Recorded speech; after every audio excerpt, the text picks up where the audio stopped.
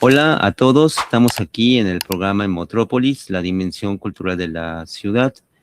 En esta ocasión vamos a hablar sobre los bosques que también piensan a través de la complejidad, la bioética y una nueva relación entre la humanidad y la naturaleza. Esto nos va a permitir hablar de las ciencias forestales para la vida, lo que es indispensable para repensar el desafío del desarrollo desde los bosques. Durante siglos hemos pensado que los bosques existen para servirnos. ¿Y si fuera exactamente al revés? ¿Y si nosotros dependiéramos de aprender nuevamente a convivir con ellos? Para hablar de todos estos temas, tenemos como invitado al doctor Rodrigo Arce Rojas. Él es miembro de la Academia Hispanoamericana de la Complejidad y presidente de la Sociedad Peruana de Civicultores. Y es una de las voces latinoamericanas que ha llevado el pensamiento complejo al ámbito forestal y ambiental. Agradecemos mucho su asistencia a este programa. Muchas gracias por estar con nosotros. Muchas gracias, doctor José García, también por la invitación y la oportunidad de comentar sobre estos temas que aparentemente, digamos, los que vivimos en ciudad no nos sentimos involucrados, pero en realidad esto no es así, ¿no? Justamente vamos a conversar cuán estrechamente estamos interrelacionados con los bosques. Antes de entrar a este tema, me gustaría conocer la historia detrás del científico como primer punto a tocar dentro de esta entrevista, ¿verdad? Para ello me gustaría hacer la siguiente pregunta. Si tuviera que regresar al momento en que decidí estudiar ingeniería forestal, ¿qué fue lo que realmente lo llevó hacia los bosques? Muy interesante, ¿no? Bueno, lo primero es que de niño yo pensaba que iba a estudiar algo relacionado con las letras en general, ¿no? Me gustan las artes, la literatura, pero posteriormente, en tanto también mi niñez ha estado muy relacionada con lo que llamamos acá chakras, ¿no? Digamos los cultivos. De una u otra, de otra manera, nació en mí ese espíritu de relacionamiento con la naturaleza. Además, hay que poner otro elemento también, es que si bien es cierto, vivimos en ciudades, pero mi origen andino es rural, y aun cuando no haya pasado mucho tiempo en realidad, pero eso está en los genes, eso está en el espíritu, y era muy fácil congraciarse con lo que significa la naturaleza, ¿no? Eh, Empiezo como forestal, pero luego me doy cuenta, por más que amo a mi profesión, no es suficiente tener una mirada únicamente especializada.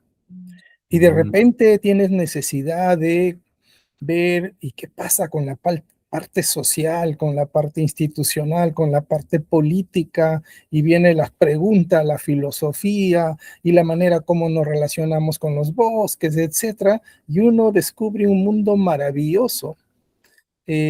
Justamente empezando con la capacidad de maravillarse de la naturaleza. Eso que estoy diciendo puede parecer muy simple, pero no.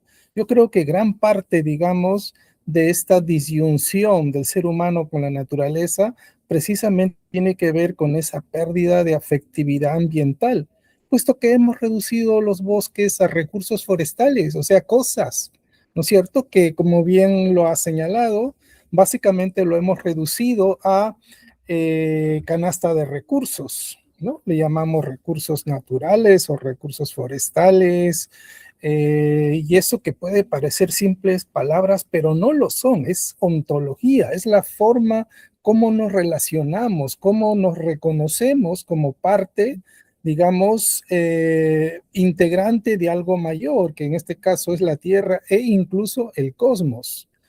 Llegar a esa dimensión fue posible también, además, por estos elementos ya de historia del entorno, eh, y además también acabo de señalar por mi origen andino, también porque vemos que estamos en una crisis civilizatoria muy grande realmente, y no todos hemos caído en cuenta que realmente estamos en una crisis civilizatoria.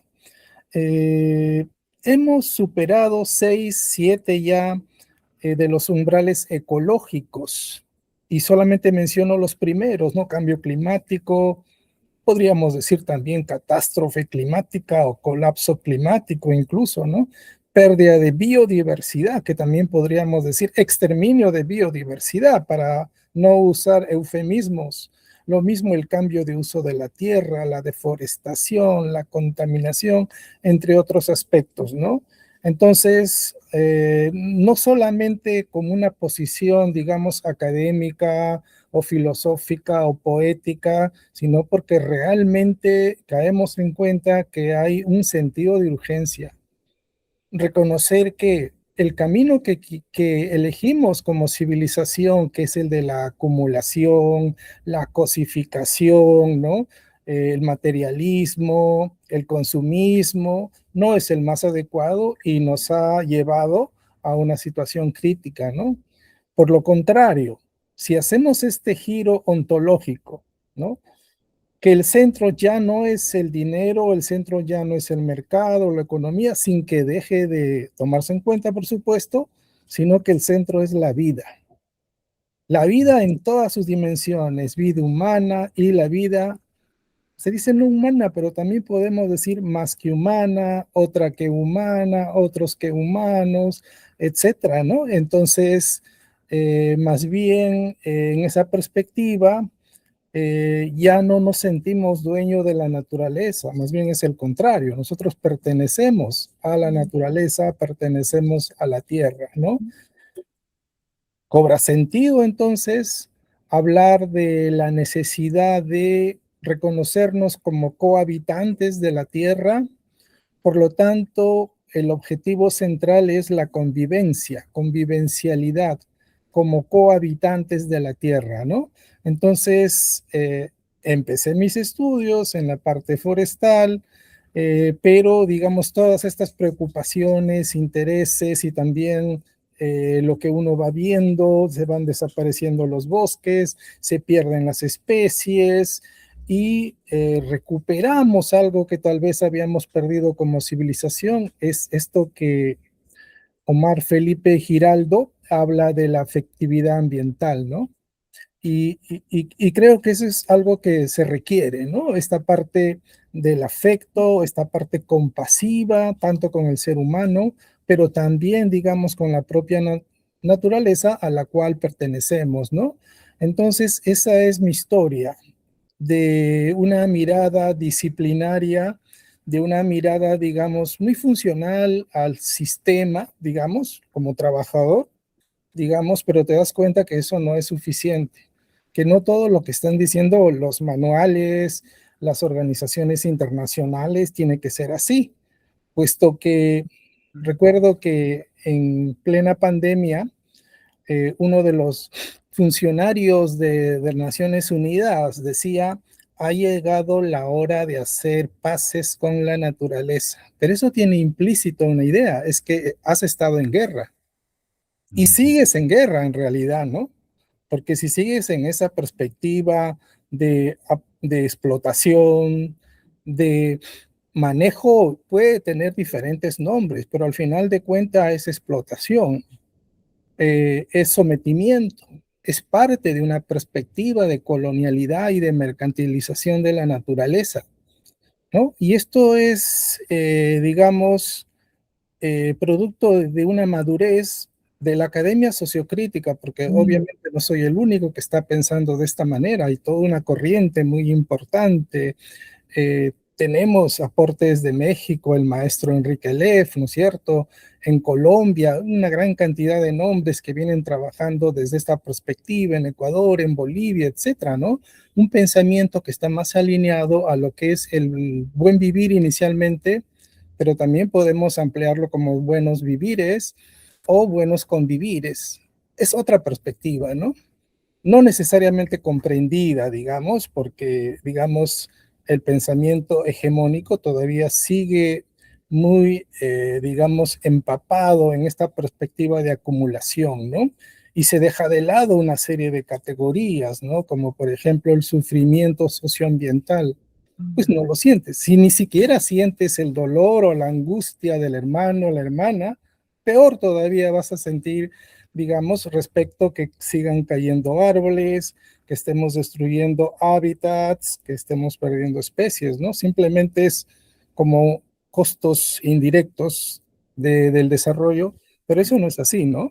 Incluso, digamos, podríamos hablar un poco más de esto del desarrollo, ¿no? Porque no nos quedamos únicamente en el tema del desarrollo, ¿no? Puede ser así rapidísimo, nada más, un recorrido, tal vez en otra oportunidad podemos profundizar, ¿no? Desarrollo, ecodesarrollo, desarrollo sostenible, desarrollo a escala humana, desarrollo humano sostenible, pero también ahí, como no logramos salir, digamos, de este esquema de crecimiento infinito en un planeta finito, entonces hay otros intentos, ¿no? De catalogar mejor al desarrollo, como por ejemplo biodesarrollo, desarrollo regenerativo, para luego, digamos, abrirnos a lo que es el postdesarrollo y a hablar del buen vivir, ¿no? Del ecofeminismo, del decrecimiento, pero especialmente para Europa, etcétera, ¿no? Entonces, este es un campo vivo, digamos, donde hay una ebullición de ideas, pero, digamos, todos sabemos, ¿no? El sistema predominantemente prioriza lo que es la acumulación, el egoísmo, ¿no? Y ahí también las discusiones sobre más Estado, más mercado, menos mercado, etcétera. Pero yo creo que no hay que perder de vista, ¿no? ¿Cuál es el gran objetivo que tiene que ver con esta convivencialidad, ¿no? Yo le llamo el biogeocosmohumanismo, porque no se trata únicamente de un humanismo antropocéntrico. No está mal, digamos, una perspectiva donde pongamos, valoremos lo que significa el ser humano, pero no es suficiente. Tenemos que ampliar la comunidad moral también hacia los otros que humanos, ¿no? Que es muy natural, diríamos también, en muchas culturas de nuestros pueblos, ¿no? Digamos, ambos, en México y en Perú, tenemos una riqueza de diversidad cultural, donde hay ontologías más relacionales, ¿no? Pero que no necesariamente calzan con el sistema, ¿no? Y lo vemos ahora, especialmente cuando en muchos países están triunfando, digamos, perspectivas antidemocráticas, tenemos que decirlo directamente, ¿no? Entonces, ¿qué pasa acá, no? Tendríamos que preguntarnos, ¿no? Todo eso que comenta es muy interesante, sobre todo porque el desarrollo que tiene, digamos, un sustento, ¿verdad? En la tecnología y en la economía, pues ha llegado, digamos, una fagocitación de todo lo que son los elementos, componentes, ¿no? De la naturaleza, ¿no? Entonces, esto es algo importante porque si se revaloran desde las cosmovisiones ancestrales de cada región del planeta, pues hay una visión diferente de cómo relacionarlos con este entorno natural. Esto es algo que muchas veces no se entiende, ¿no? Desde la lógica eurocéntrica, ¿verdad? Y sobre todo con su visión antropocéntrica, que si bien trajo muchos beneficios, ¿verdad? Esa forma de modernizar, digamos, la realidad también ha traído, digamos, las problemáticas que hoy en día, digamos, tenemos. Pero volviendo, digamos, al punto de sus inicios, ¿recuerda cuál es el primer bosque que realmente lo transformó? A ver, muy buena pregunta, ¿no?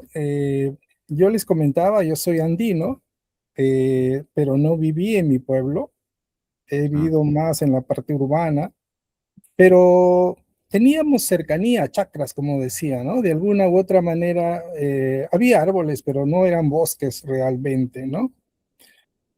Cuando tuve ya de joven la oportunidad de estar en bosque como tal, ya, digamos, he tenido la oportunidad de ver bosques hermosísimos de diferente tipo, ¿no? Así como México, también Perú tiene una alta biodiversidad y entonces hay bosques, por ejemplo, de neblina, bosques nubosos, donde hay unas especies pero increíbles, ¿no?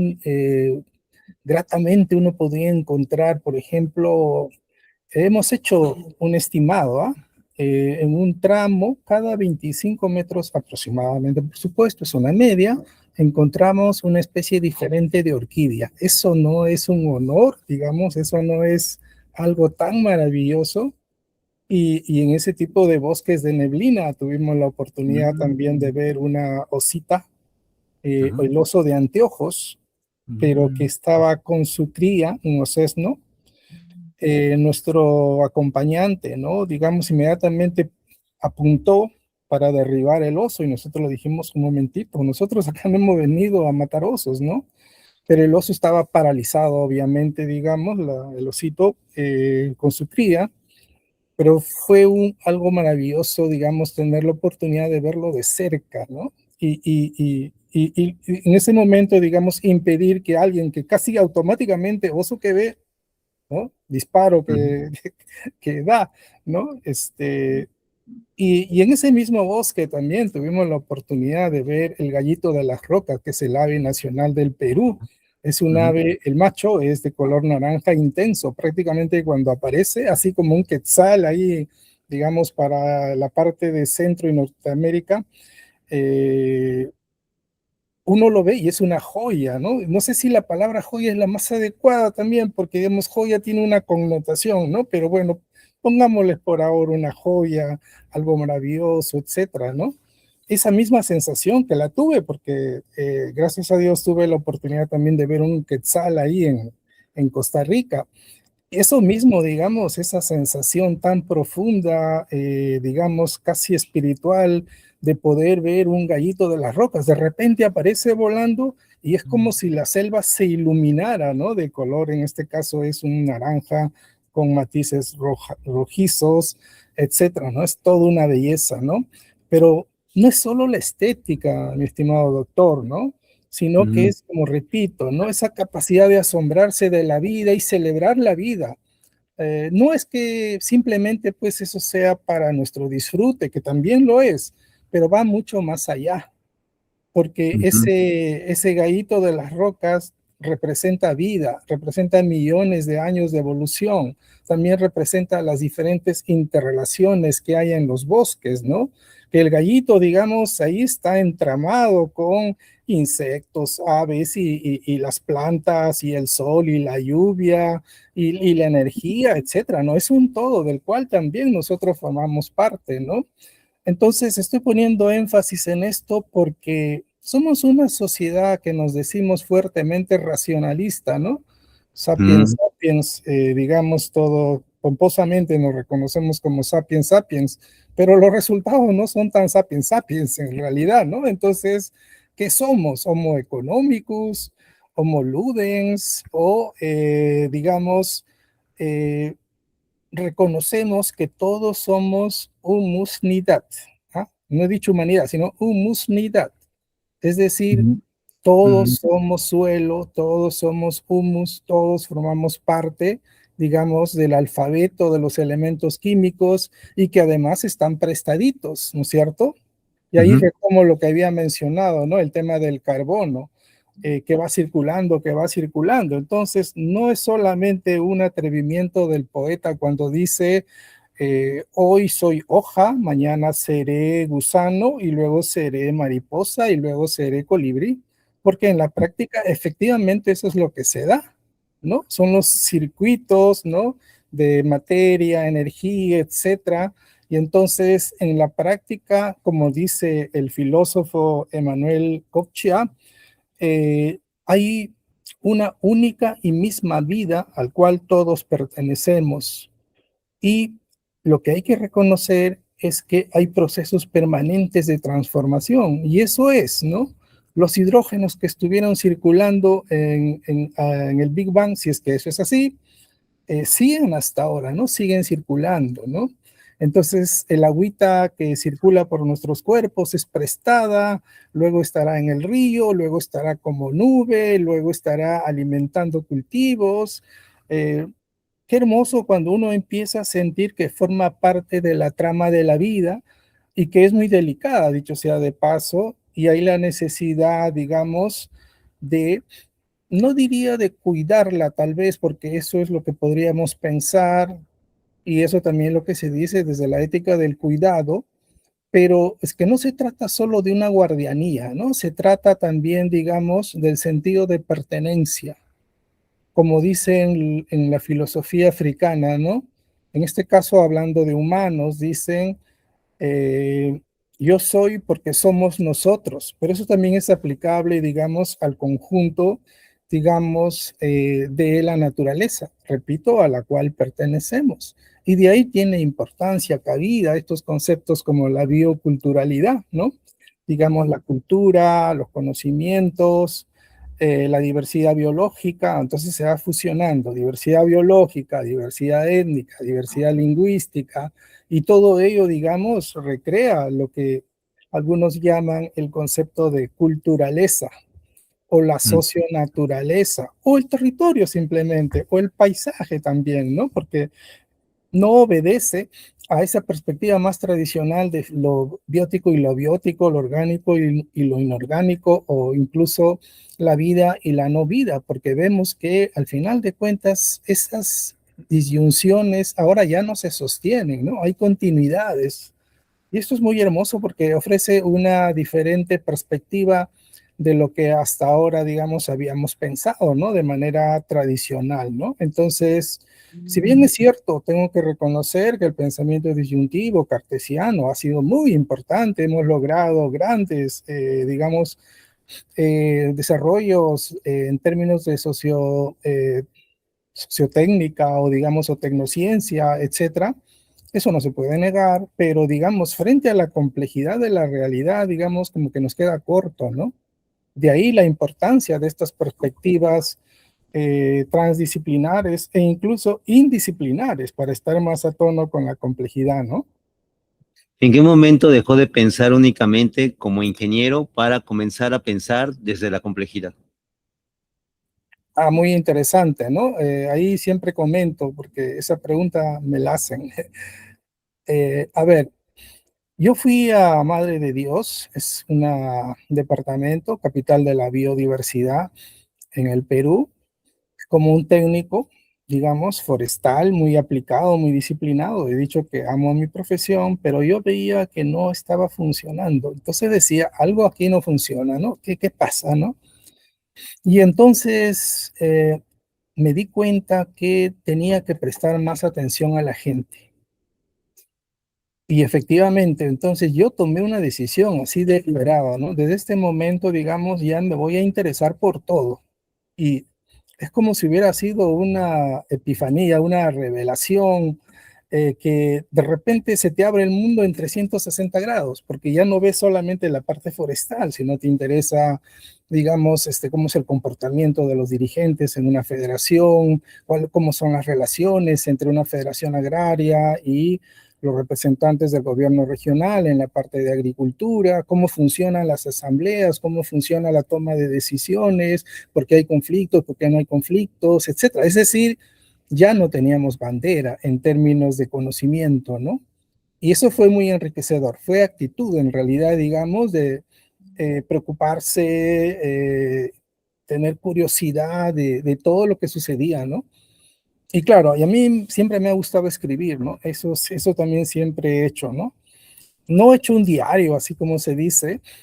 Sin embargo, mi diario sería los artículos que he ido generando permanentemente, ¿no? Porque no trato de que queden cosas sueltas, ¿no? Sea porque tengo, digamos, afirmaciones, sea porque tengo preguntas también, o porque tengo dudas, y entonces lo escribo, ¿no? Y eso ha sido muy útil para mí porque ha sido un proceso permanente de retroalimentación también, ¿no? Entonces, ese es uno de los eventos. Ahora, hay un evento previo que también es muy interesante comentarlo. Resulta que al hacer la tesis para ingeniero, eso ha sido antes, ¿ah? Pero digamos, es un hito previo que seguramente con la presencia en Madre de Dios ya cuajó, ¿no?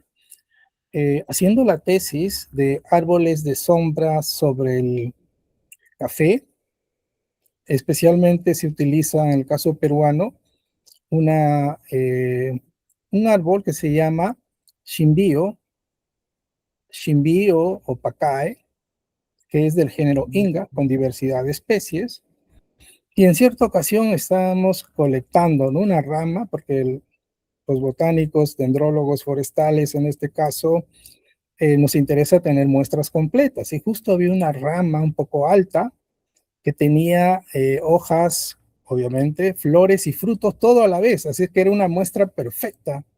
Entonces, con una soga, digamos, y un palito amarrado para que tenga peso, lo aventamos, lo arrojamos y desgajamos la rama, ¿no? Y cayó al suelo. Yo me acerqué con mi tijera feliz para recoger mi muestra, porque también, digamos, eh, en ese momento tenía más intereses de la botánica, como ya he mencionado, pero también de los sistemas agroforestales, ¿no? De repente, cuando yo me acerco, me hinco para poder hacer el corte, de repente veo una sombra. ¿Y qué resulta? Eran los dueños de la chacra, un señor y una Mm. señora, eran campesinos, ¿no? Y yo levanto la mirada y los veo. Y por primera vez me doy cuenta que las personas también forman parte de ese agrosistema. En Mm. este caso ya sería un agroecosistema conjunto. Eh, Puede parecer muy obvio, digamos, para otros, pero en ese caso mi mirada cambió, porque yo dije, no, hay personas también. Eso no estaba en mi formación. A mí me enseñaron, digamos, cómo medir, cómo hacer plantaciones, cómo manejar, etcétera, ¿no? Pero nunca, digamos, le prestamos atención a las personas.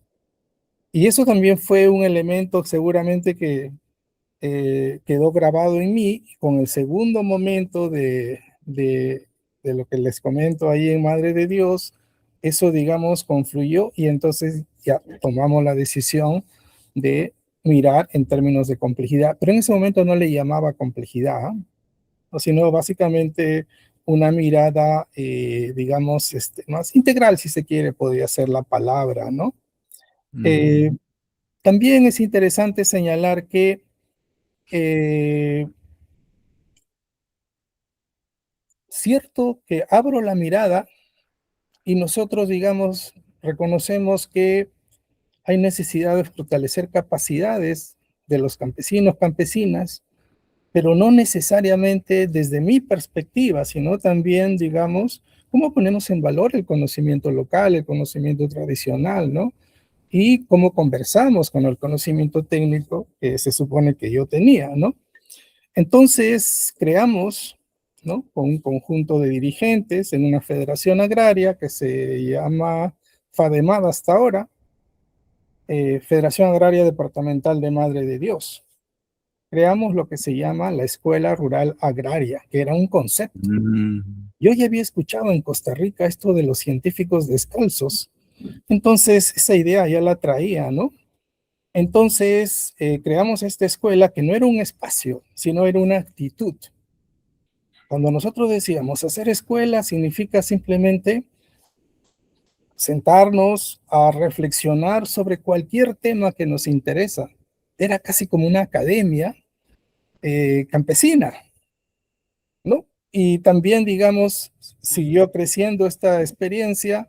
Entonces, cuando hacíamos las asambleas descentralizadas, también, digamos, incorporamos como parte de la estructura de una asamblea una discusión sobre un tema que la misma gente elegía, ¿no? Que puede ser las plagas de la yuca o puede ser las fiestas patronales, lo que sea, pero nos dedicamos a reflexionar, a hacer escuela, ¿no? Ujú. Y generamos una serie, digamos, de sentencias, como por ejemplo, ahí donde hay reflexión, ahí está la escuela. Y puede ser que después de jugar un partidito de fútbol, digamos, nos juntamos y reflexionamos, pero ya no tanto en términos de quién jugó mejor, sino qué ha significado, digamos, la estrategia o qué ha significado la unidad o la preparación, etcétera, ¿no? Para dar proyección hacia concepciones ya de la vida, de la, digamos, de las vivencias también institucionales, ¿no? Fue muy interesante y lo que quería señalar es que en ese momento lo que nosotros estábamos haciendo, que lo hacíamos con toda la ignorancia del mundo, en realidad era puro voluntarismo, En ese momento, digamos, no teníamos las, digamos, facilidades como internet, etcétera, y también los libros eran escasos, ¿no? Porque estamos hablando de un medio rural de hace 30 años, dicho sea de paso, ¿no? Entonces, luego me di cuenta que lo que estábamos haciendo en realidad tenía un nombre, que tenía que ver con la pedagogía de la liberación de Paulo Freire, solo que yo ni conocía a Paulo Freire en ese momento, ¿no? Ujú. Entonces fue muy interesante porque gestionamos nuestra ignorancia. Esa es otra lección también, ¿no? Es decir, fuimos atrevidos, lo que se nos ocurría, pero obviamente en función al contexto, ¿no? ¿Qué sería lo más apropiado para esta zona, etcétera? Cómo se, digamos, se hace un fortalecimiento de capacidades, pero no de tipo impositivo, sino en términos de diálogo intercultural, etcétera, ¿no? Y entonces íbamos generando conceptos también, ¿no?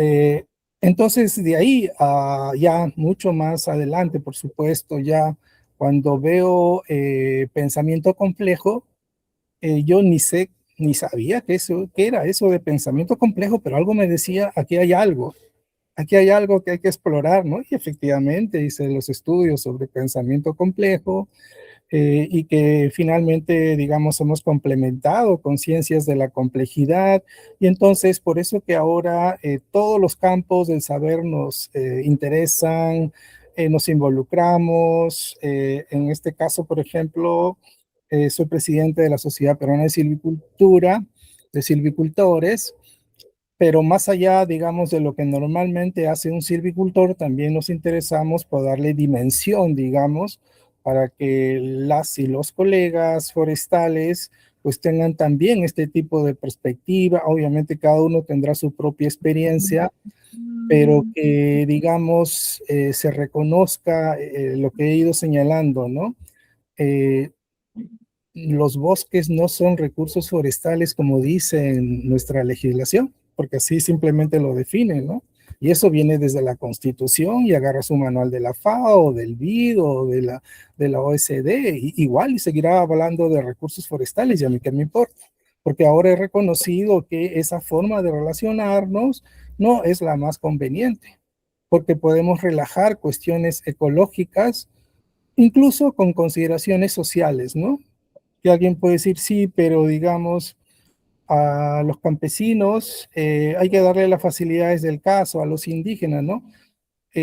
Puede ser, pero ojo, es que ya no solamente se trata del bienestar humano, que es importante, sino que también el reto es, ¿y cómo conjugas con el bienestar de los ecosistemas? ¿Y cómo conjugas con la felicidad de los bosques? No te estoy Ujú. diciendo que dejes de hacer, sino cómo lo vamos a hacer de la mejor manera, ¿no? En los Ujú. pueblos indígenas del mundo uno puede encontrar más o menos este patrón, ¿no? Que dice, eh, basado, digamos, en una ontología más relacional, ¿no? Primero pido permiso, ¿ya? Hago mi, digamos, mi ritual para pedir permiso, voy a ingresar, voy a sacar un árbol, voy a cazar, etcétera. Y luego, digamos, también hace un aprovechamiento interesante, ¿no? Porque no es que simplemente, estoy hablando, digamos, eh, por ejemplo, en pueblos donde utilizan o la lanza o una flecha, o sea, digamos, armas más de tipo cultural, ¿no? Y también aplican principios de ecología y cuidan, digamos, ¿no? De que no se produzca una sobreexplotación. Y luego que consiguen la presa, si es una cacería, por ejemplo, dan agradecimiento y dicen, ¿no? Gracias porque te has sacrificado, o sea, es una vida sacrificado para que siga fluyendo la vida, ¿no? Entonces hay agradecimiento. Entonces, repito, permiso, ¿no? Consideración y agradecimiento. Y obviamente no está pensado en términos de acumulación, ¿no? Además que también, pues, esto ha cambiado un poco o bastante en los medios rurales, ¿no? Digamos, antes no había una refrigeradora, entonces tú no podías simplemente cazar a diestra y siniestra y luego, digamos, dejar que se pudra la comida, ¿no? No es así. Entonces, había esta costumbre y yo tengo suerte el día de hoy, he conseguido una presa, lo comparto con los vecinos, ¿no? O la mismo con la pesca, etcétera. Eso también se ha ido perdiendo, la verdad, ¿no? Por varios factores. Uno de ellos fue la epidemia del cólera también que hemos tenido. Digamos, ya, digamos, esto del compartir también se convertía en algo muy peligroso. Lo del COVID también, digamos, ¿no? Y como también nosotros vamos, las instituciones llevando desarrollo en la lógica del emprendimiento, en la lógica de la acumulación, de la productividad, competitividad, y los más aplicaditos, digamos, toman esas ideas, pero van matando también su propia cultura, ¿no? Me hace recordar una anécdota aquí, ¿no? Porque justamente reflexionando con indígenas que tienen una empresa de manejo forestal comunitario, que, digamos, los han capacitado en términos empresariales, ¿no? Pero reflexionamos, sí, ahora tienen éxito, entre comillas, términos monetarios, pero mataron al Chuyachaki, mataron a los demonios, ¿no? A la Yakumama, a los espíritus de la selva. Y ellos también decían, sí, es cierto, ¿no? Porque antes, digamos, la lupuna significaba el espíritu de nuestros antepasados, y había una referencia, un gran árbol, ¿no? Una lupuna, una ceiba gigantesca, ¿no? Pero eso es materia prima, entre comillas, para la industria del triple, ¿no? Entonces, como les han dicho, no sean tontos, o sea, ustedes tienen aquí la lupuna, ¿por qué no lo aprovechan? Son pobres porque quieren. Y si se dan cuenta, digamos, es una lógica, digamos, neoliberal, ¿no? Y entonces el éxito se va a medir en qué tanto también aprenden a, digamos, a insertarse en esta lógica de la acumulación, ¿no? Y recuerdo que en cierta ocasión también un decano orgulloso decía, no voy a mencionar obviamente ni el nombre ni el lugar para que no se trate de eso, que decía orgulloso, aquí en la facultad nosotros hemos logrado a través de nuestros programas de extensión que los indígenas usen la lupuna. ¿Qué es eso de que sea el espíritu de nuestros antepasados? Eso es una tontería, ¿no? Eso es lo que él decía, ¿no? Pero como notó mi rostro de desaprobación, diríamos, o de duda, entonces él retrocedió un poco y dijo, sí, pero es cierto, ahora hay menos lupuna que antes. Porque, digamos, los aspectos culturales también tenían que ver con formas de cuidado ecológico, si se quiere, ¿no? Parte de las relaciones, ¿no? Los tabúes y todo eso, que forman parte, digamos, de las relaciones ecológicas de las comunidades, ¿no? Aunque ellos no le pongan esos nombres. Pero como ya aprendieron a ser eficientes, entonces hay que vender la lupuna, hay que cortar la lupuna, venderla, transformarla, etcétera, y ahora nos compramos nuestra camioneta, etcétera, ¿no? Y entonces, esto no es fácil en realidad porque estamos luchando contra una forma de pensamiento que piensa que es posible un crecimiento infinito, pero en un planeta finito. O sea, no es posible. Actualmente ya estamos viviendo como si estuviéramos en 1.7 planetas, hasta más, ¿no? En algunos lugares llega hasta 5. ¿No? Entonces, ¿qué es eso? Este tema del sobregiro, de superar la biocapacidad de la Tierra, etcétera, ¿no? Todos los indicadores científicos, diríamos, nos dicen que hay una crisis civilizatoria, como ya lo he mencionado, ¿no? Pero este espíritu de acumulación, simplemente eso no existe, hay negacionismo, o otro elemento que también, digamos, uno encuentra, ¿no? Que se llama el ecofascismo, es decir, reconocen, por ejemplo, el tema del cambio climático, reconocen la deforestación, pero la culpa es de los pobres, de los inmigrantes, o sea, digamos, una desviación, ¿no? Y limpios en teoría lo que estamos haciendo es lo mejor que hay, ¿no? Y creo que parte de, digamos, de este proceso de extremas derechas, digamos, en el mundo tiene que ver con eso también, ¿no? Porque se ha vendido muy bien la idea de que cuando Margaret Thatcher decía, es que no hay otra alternativa, y no las hemos creído, no hay otra alternativa, pero sí hay otras alternativas, ¿no? Lo demuestran muchas experiencias, repito, de México aprendo bastante, mis estudios, digamos, fueron ligados a México y conozco muchas de las experiencias comunitarias, digamos, de cooperativas, de movimientos sociales que justamente están aportando al mundo con todo lo que significa estas alternativas al desarrollo. Lo mismo en Colombia también, ¿no? Hay aportes muy fundamentales respecto a todo lo que se ha ido construyendo con lo que se llama las economías otras, economías alternativas, economías para la vida. De hecho, hablar de ciencias de la complejidad es hablar de la vida, celebrar la vida. Entonces, involucrado ahora en lo que es pensamiento complejo y ciencias de la complejidad, por eso es que me resulta, diríamos, como un reto personal avanzar en una propuesta de ciencias forestales para la vida, que es lo que estamos haciendo, ¿no? Aunque nadie me haga caso, eso no interesa, ¿no es cierto? Porque es una respuesta a ciencias sociales únicamente para la industria, para el mercado, para el PIB o incluso para el desarrollo sostenible. Pero ¿de qué desarrollo sostenible estamos hablando, no?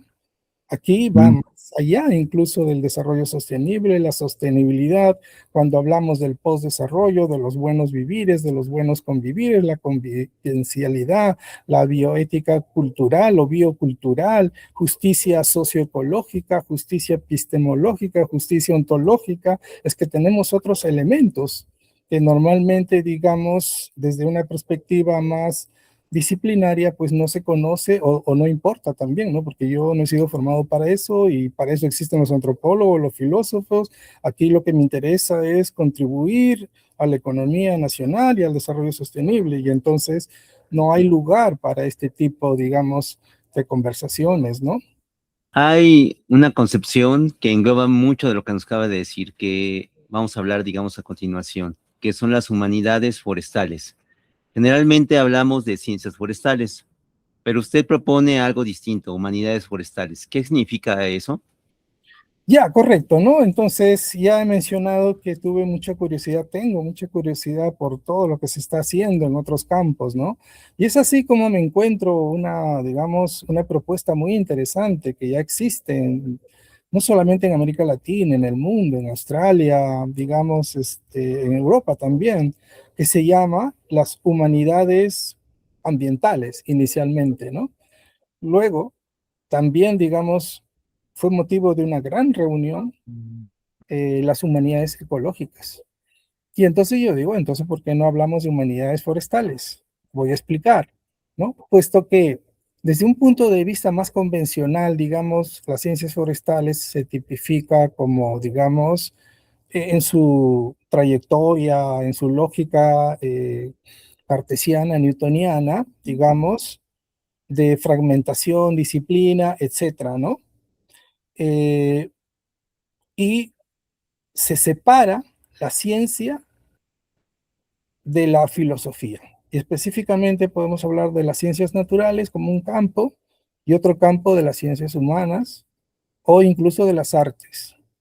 Pero precisamente a partir de una perspectiva de humanidades, en este caso forestales, recogemos todo ese mundo que existe en humanidades, ciencias sociales, las artes, ¿no? Que tiene que ver con pensamiento creativo, que tiene que ver con capacidad de maravillarse, como había señalado, digamos, sorprenderse, celebrar la vida, pero también dar lugar a la intuición, a la imaginación, a la ficción, ¿no? Y entonces hay ecoficción, por ejemplo, ¿no? Digamos, también he escrito un poco sobre ese tema, ¿no? Eh, Ecoliteratura, digamos, ecoarte, que apela, digamos, a lo que normalmente los profesionales de las ciencias naturales formados convencionalmente no usamos, que es la parte emocional, es la parte lúdica, que es la parte artística, ¿no? Y entonces cuando juntamos la música con forestales, el cine con forestales, la pintura con forestales, pues hay otra mirada, hay otra perspectiva que se enriquece grandemente, ¿no? Justamente lo que no tiene las ciencias forestales, diríamos como una ciencia más positivista, no lo tiene.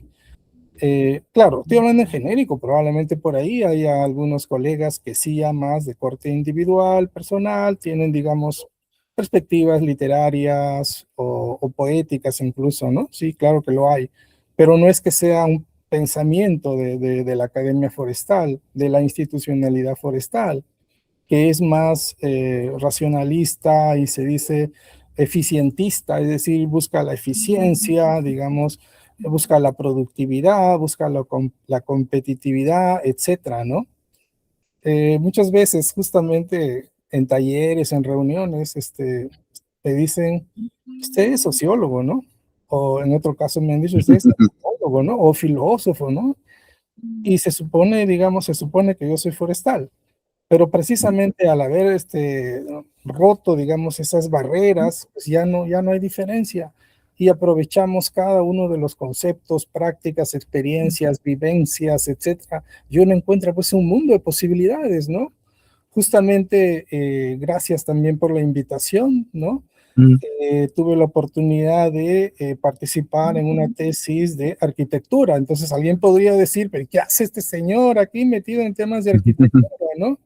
Pero justamente, digamos, por esa perspectiva amplia, digamos, uno también, digamos, tiene una mirada especial que también enriquece, ¿no? Yo espero haber contribuido en algo, digamos, a esa tesis, ¿no? Desde mi perspectiva, que creo que lo mismo también, ¿no? Digamos, no es un fenómeno individual, hay muchas personas y también academias, digamos, que ya se ubicaron en este sentido y están trabajando desde las perspectivas de, por ejemplo, las sociologías y antropologías otras, las etnografías multiespecies. O sea, esto es muy enriquecedor en realidad, ¿no?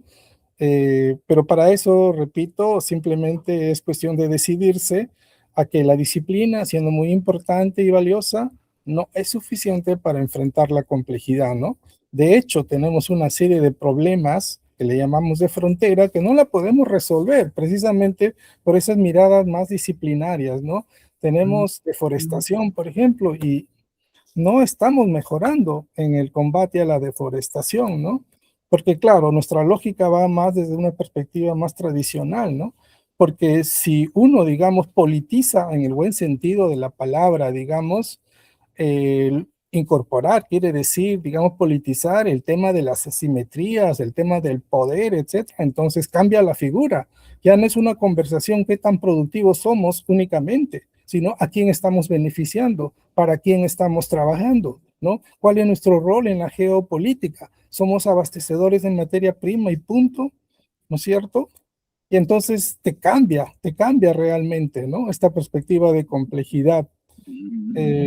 Claro, exige obviamente un mayor esfuerzo porque hay que interesarse para leer, para ver videos, conversar, etcétera, y hacer de la vida, digamos, un espacio permanente de aprendizaje, pero también de compartir, porque tanto desde la docencia universitaria, pero también desde eh, la escritura, ¿no? Yo escribo mucho, tanto en términos científicos, pero también en términos divulgativos o poéticos incluso, para lograr movilizar, digamos, de alguna u otra manera, ¿no?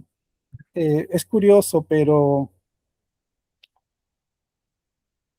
un colega decía, perdón, es colega, pero de otra área, sociólogo, decía, para mí, digamos, los forestales van a avanzar en la medida en que se desforestalicen, deforestalicen.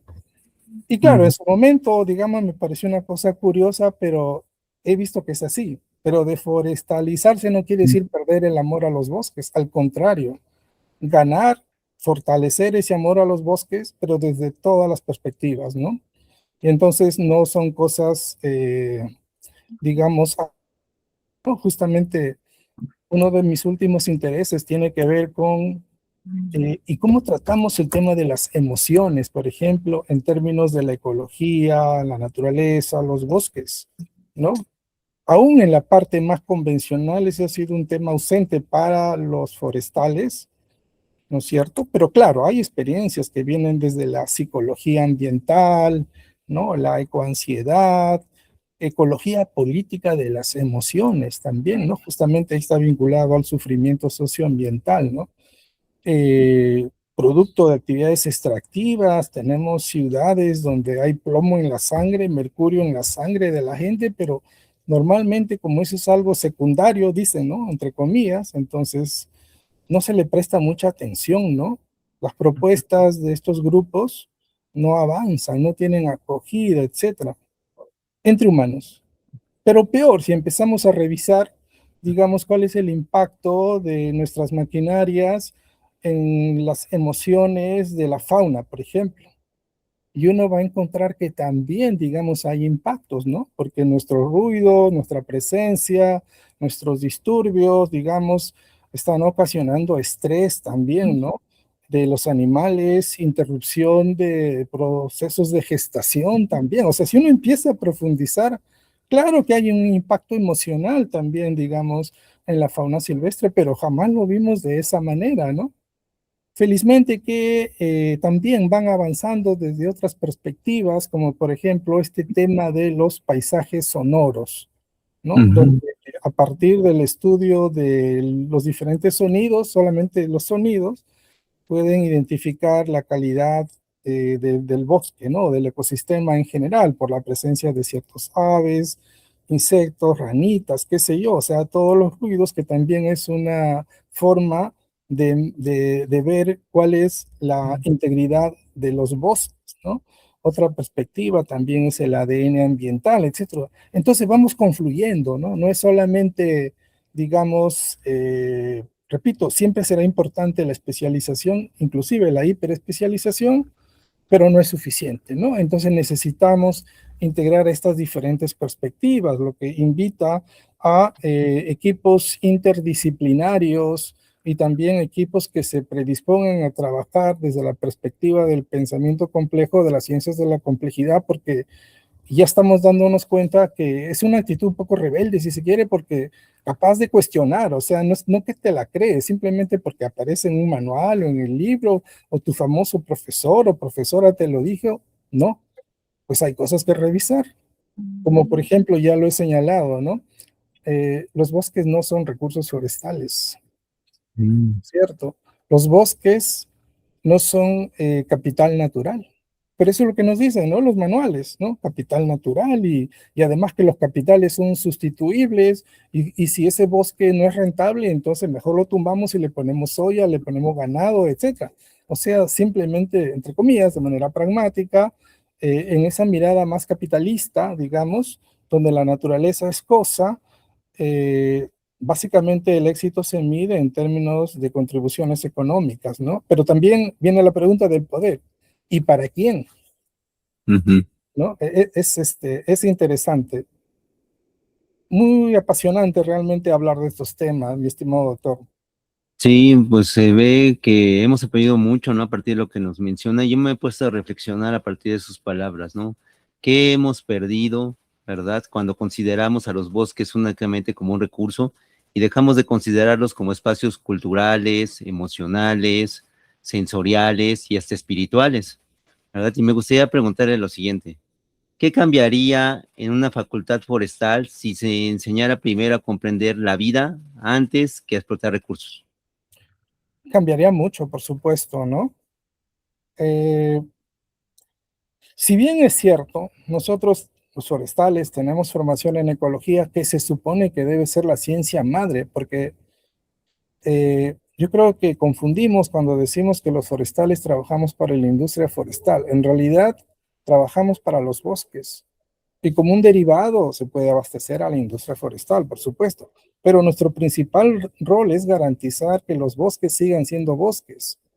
Y ahora ese es un dicho acá en Perú, pero yo puedo decir también garantizar que fluya la felicidad de los bosques.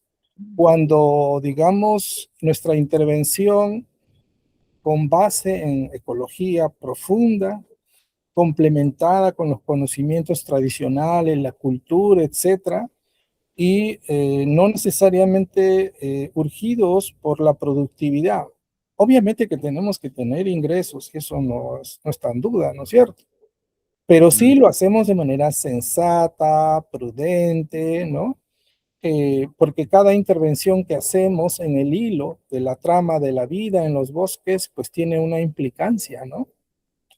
Eh, Se sabe, pues, el rol de polinizadores específicos, pero también mirando el suelo, también mirando la comunicación entre las plantas, por ejemplo, ¿no?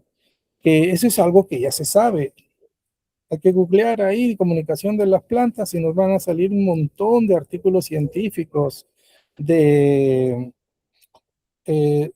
Susan Simard, ¿no? La canadiense, pero también de Paco Calvo, digamos, Stefano Mancuso, Mónica Gagliano, entre otros, ¿no? O sea, muchos nombres donde han trabajado científicamente lo que significa la inteligencia, la sensibilidad de las plantas, la comunicación entre las plantas, ¿no? A partir de lo que se llama las micorrizas, que funcionan a modo de la web de la vegetación.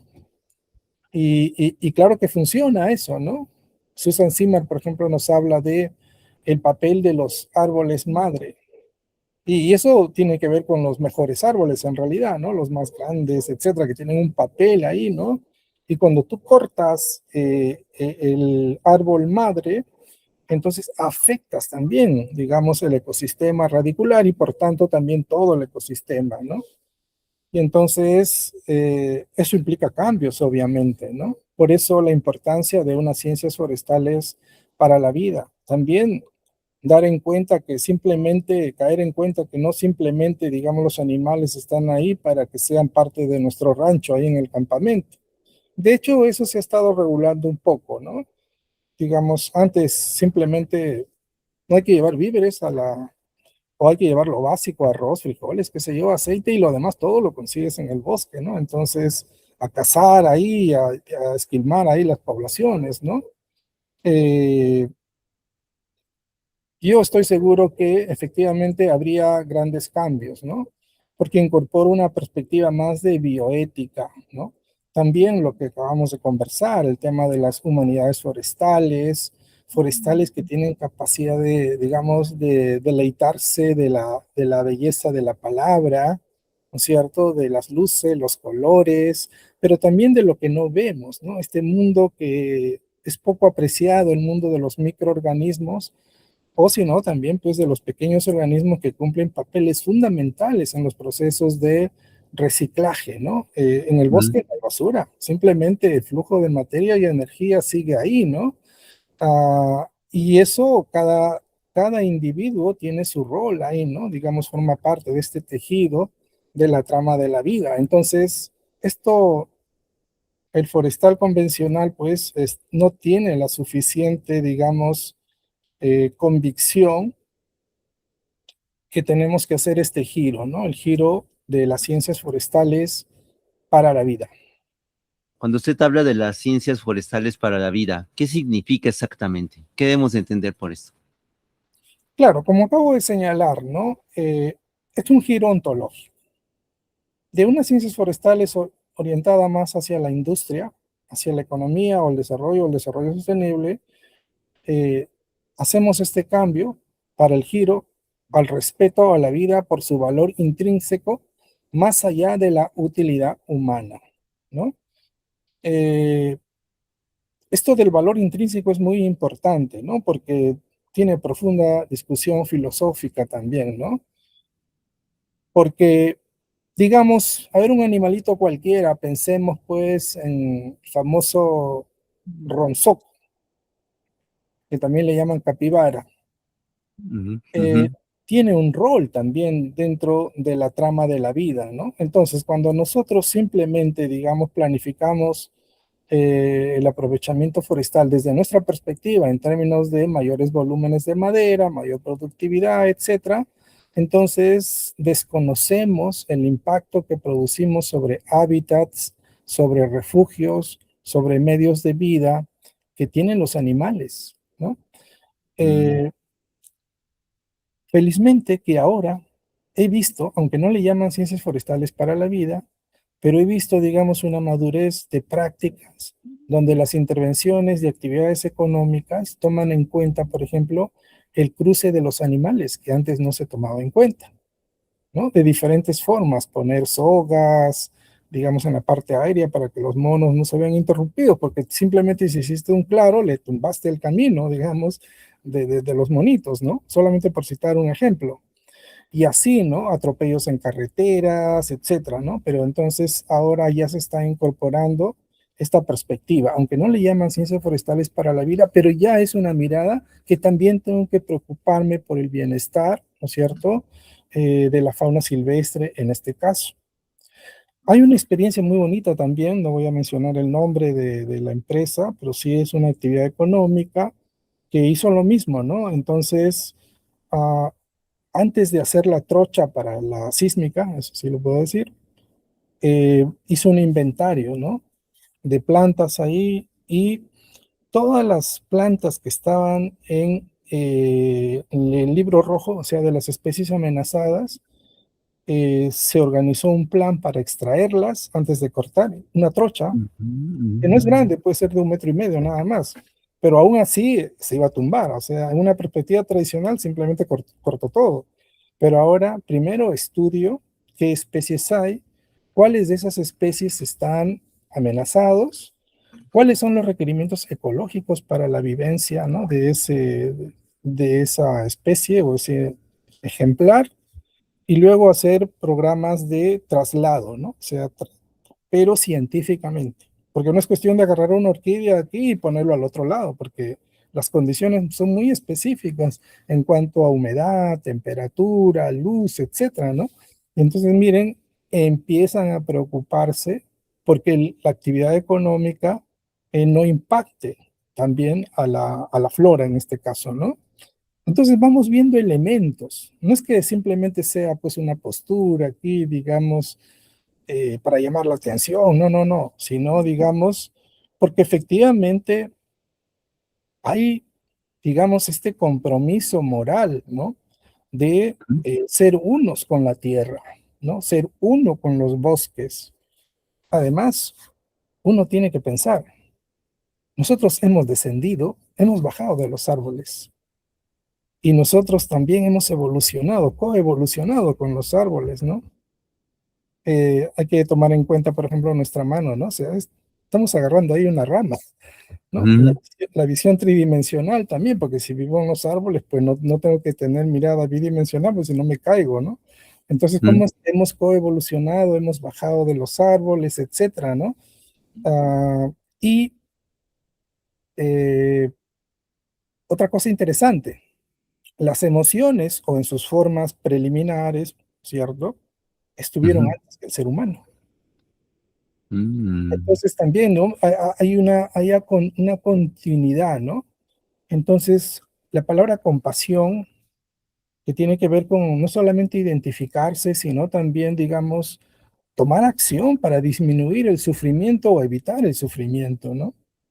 Entonces, y eso también viene un campo muy interesante que se llama conservación compasiva, así se llama, conservación compasiva, porque precisamente, pues, esto ya aprendió, digamos, ¿no? Solamente que, digamos, todavía está un poco aislado, como que no se conoce por ahí, etcétera, ¿no? Pero están sucediendo cosas muy interesantes, ¿no? Creo, digamos, firmemente en lo que estoy haciendo y ojalá que en algún momento, digamos, las facultades forestales del mundo trabajen en esta perspectiva de ciencias forestales para la vida. Sí, claro. Al escucharlo me queda claro que las ciencias forestales tradicionales, las convencionales, ya no son suficientes. Tenemos que abarcar otras perspectivas. Me gustaría en ese sentido hacer una pregunta. ¿Podríamos decir que necesitamos una revolución científica semejante a la que propone Edgar Morin, pero aplicada a los bosques? Edgar Morin justamente ha tenido la virtud, digamos, de ayudarnos a reconocer la disyunción, la separación, ¿no es cierto? El reduccionismo, también, digamos, el determinismo, el mecanicismo, la linealidad, digamos, cosas que son, digamos, propias más bien de una ciencia positiva, ¿no?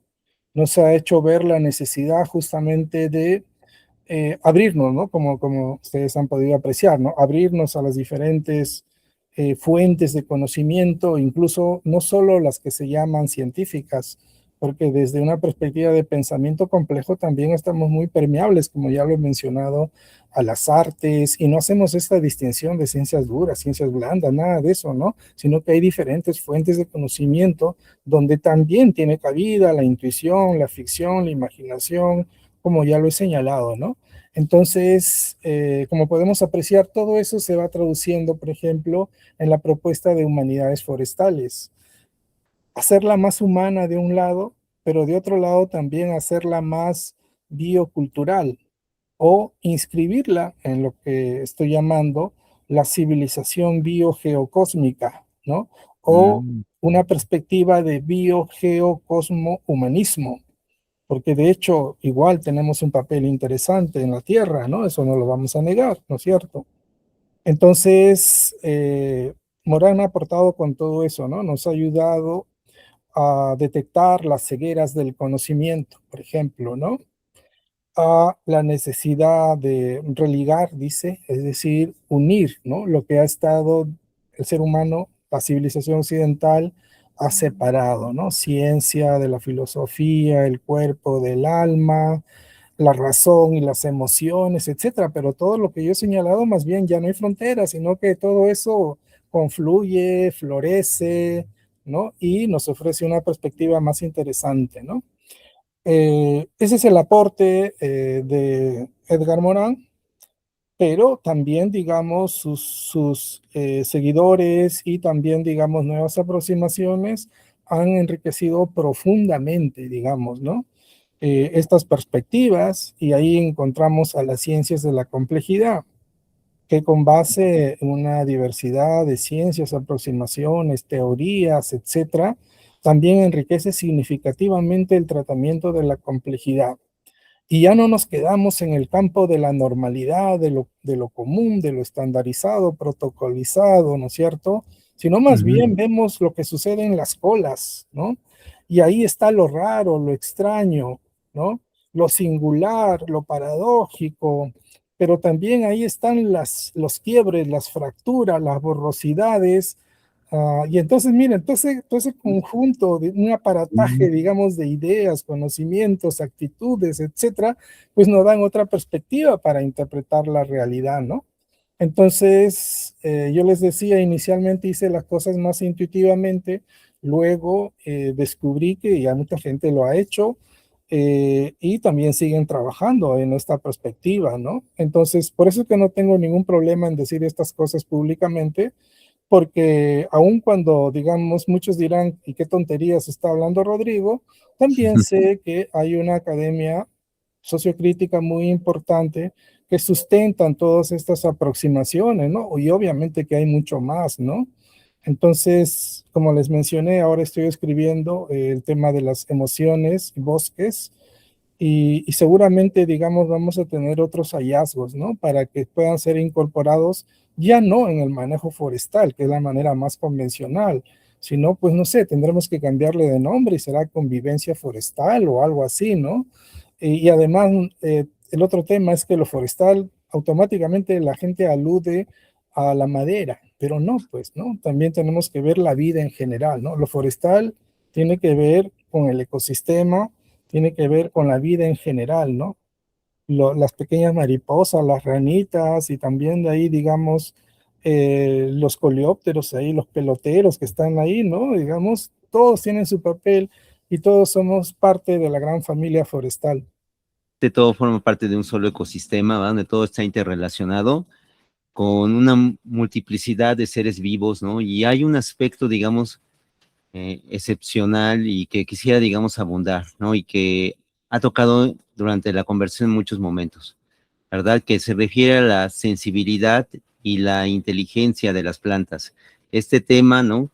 Es muy interesante, muy fascinante, porque durante mucho tiempo pensamos que las plantas eran organismos pasivos, uh-huh, pero hoy sabemos que se comunican, cooperan y responden al ambiente. ¿Cómo interpreta usted estos descubrimientos? Hay que tener presente que Darwin ya había prestado atención, digamos, a alguno de estos detalles, ¿no? Posteriormente también, como repito, mucha gente ya, digamos, ha realizado una serie de trabajos y efectivamente, ¿no? Nos demuestra que las plantas tienen hasta 20 sentidos. Y tiene Mm, sentido, pues, porque en su papel Cecil, pero también entre comillas, solo podemos profundizar un poquito más. En su rol Cecil, digamos, tiene que utilizar estrategias diferentes. Tiene que tener la capacidad de escanear la realidad más allá de lo que el ser humano, digamos, necesita. No, no son cinco, ¿ah? Estamos hablando entre 10 a 11 sentidos humanos también. Pero lo duplica, digamos, las plantas, ¿no? Porque tienen que mm, tener sensibilidad, obviamente, al agua, a la luz, al electromagnetismo, ¿no? Y una serie de propiedades físicas, químicas, etcétera. Y tiene que tener el aparataje necesario para responder a estas presiones, ¿no es cierto? mm, Y eso ha hecho que se organice de manera descentralizada, ¿no? No tiene un órgano así, riñón, corazón, de manera específica.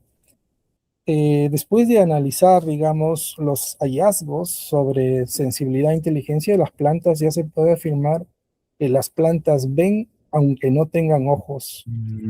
Las mm, plantas digieren aunque no tengan estómago. Las plantas resuelven problemas aunque no tengan un cerebro, porque está organizado de otra manera, de la manera como lo hacen las plantas, ¿no? En la literatura aparece como plantnis, o sea, plantnis como si fuera humanidad, pero en este caso su plantidad, ¿no? Plantidad, que vendría a mm, ser de la manera como la hacen las plantas. Obviamente no te va a ser un poema, ¿no es cierto? Pero sí, digamos, el hecho de la floración, por ejemplo, ¿no? eh, Todo lo que significa la maduración, abrirse la flor, las estrategias para diseminación, etcétera, etcétera, pues también son una forma de poesía, por ejemplo, ¿no?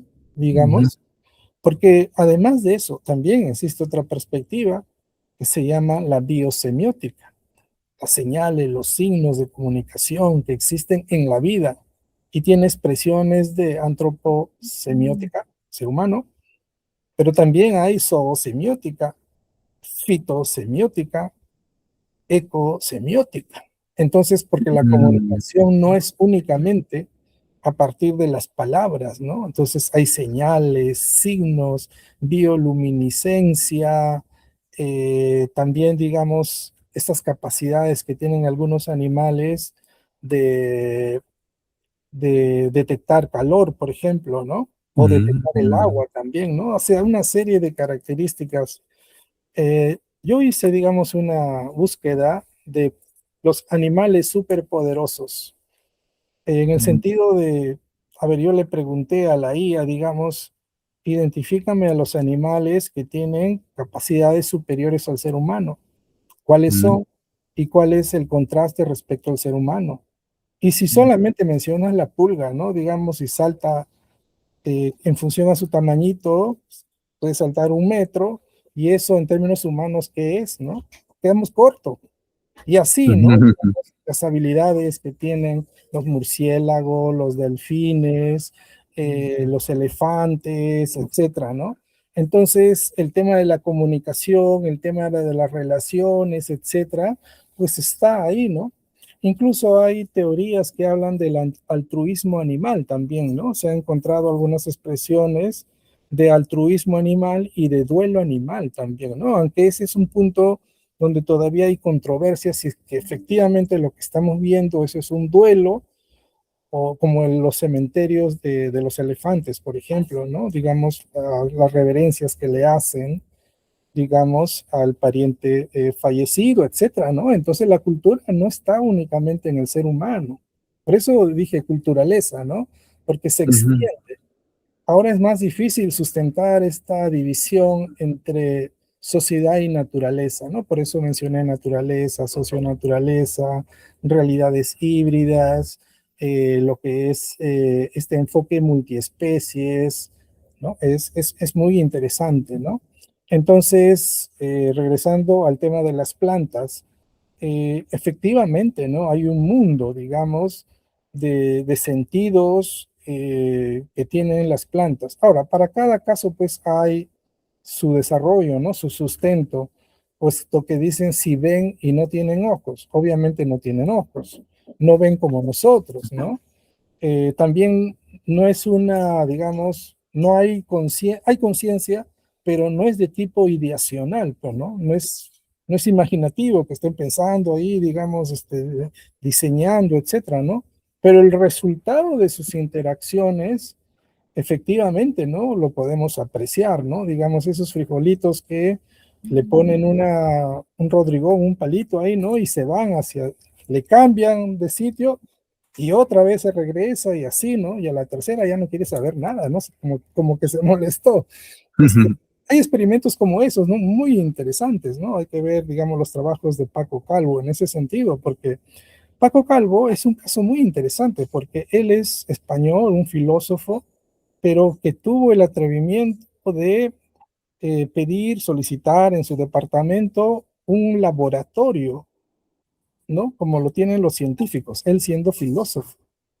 Y entonces él utiliza técnicas de fotografía, ¿no? Digamos, ahí durante un tiempo y luego puede ver, ¿no? Y se puede apreciar, digamos, bajo digamos, esas técnicas, cómo las plantas se mueven, danzan, ¿no? Las plantulitas, etcétera. Es fabuloso, ¿no? Y todo con, digamos, instrumental científico, ¿no? No es simplemente un palabreo, ¿no?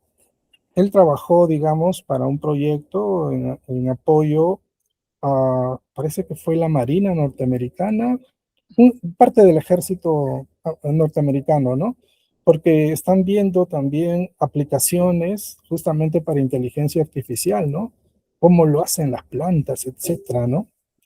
¿Qué cambia ética y filosóficamente cuando aceptamos que las plantas tienen formas de sensibilidad y una inteligencia vegetal? Justo aquí estaba viendo, cuando uno camina a veces por las calles aquí y simplemente hay los podadores que no tienen idea de esto, simplemente agarran y cortan por cualquier lado y punto, ¿no? Entonces a veces quedan ahí un arbolito todo mochado, le han eliminado las posibilidades de que fotosintetice, etcétera, ¿no? Porque no tienen la sensibilidad, ¿no? No basta con la técnica, digamos, ¿no? Encima que lo hacen mal, digamos, también, digamos, no tiene la suficiente sensibilidad para relacionarse, ¿no? Digamos, con las plantas. Eh, Sin embargo, también hay que señalar que muchas personas que no necesariamente tienen formación, no es necesario que lo tengan, pero que sí ya hay un amor a las plantas, ¿no? Ujú. Digamos, sí uno puede encontrar, tanto entre científicos, pero no todos los científicos, ¿no? Yo puedo ser un estudioso de la botánica, pero simplemente verlo como un objeto de estudio y lo llamaré espécimen y para mí mi logro será pues que se haga publicado en Nature, qué sé yo, en Science y punto, ¿no? Pero también hay gente que, digamos, logra tener esa conexión, ¿no? Y entonces eso implica varias cosas, ¿no? Entonces no va a cortar las plantas de manera innecesaria, ¿no? Ahora también se puede utilizar fotografías muy finas, entonces ya no es necesario hacer la colecta. No necesariamente, ¿no? Digamos, para hacer análisis de ADN, puedes utilizar una pequeña muestra, etcétera, ¿no? Entonces ya tomas otras previsiones. Pues antes simplemente, yo lo he contado, ¿no? O sea, esa rama que está ahí me interesa, abajo la rama. Y yo no Mm. pregunté qué le pasa al árbol, nada de eso, ¿no? En ese momento no tenía nada de estas ideas, ¿no? Pero ahora ya no lo volvería a hacer, ¿no? Entonces, cambia la relación con las plantas, ¿no? Y con los árboles especialmente, que es el interés forestal, ¿no? Eh, yo recibí en cierta ocasión, por ejemplo, una propuesta de un proyecto que se decía innovador, que decía, nosotros vamos a aprovechar como innovación, ¿ah? Hasta Mm. la última rama de un árbol, ¿ya? Pero claro, se olvidaba que cuando se cae naturalmente un árbol, una rama, etcétera, ese tronco, esa rama tiene un papel también, ¿no? Como hábitat, como nicho, digamos, para otras especies, ¿no? Ahí encuentran guarida, alimentos, escondite, y también la propia descomposición de la madera forma parte, digamos, del reciclaje, etcétera, ¿no? O sea, no es que simplemente esté ahí. Y en mi perspectiva productivista, tronco que veo, lo saco y lo convierto en una mercancía, ¿no? Entonces, te das cuenta cómo, digamos, el hecho de tener este tipo de aproximaciones eh, te exige una mayor responsabilidad, tanto científica, pero también moral, ¿no? Que eso es algo que falta, digamos, seguir trabajando, ¿no?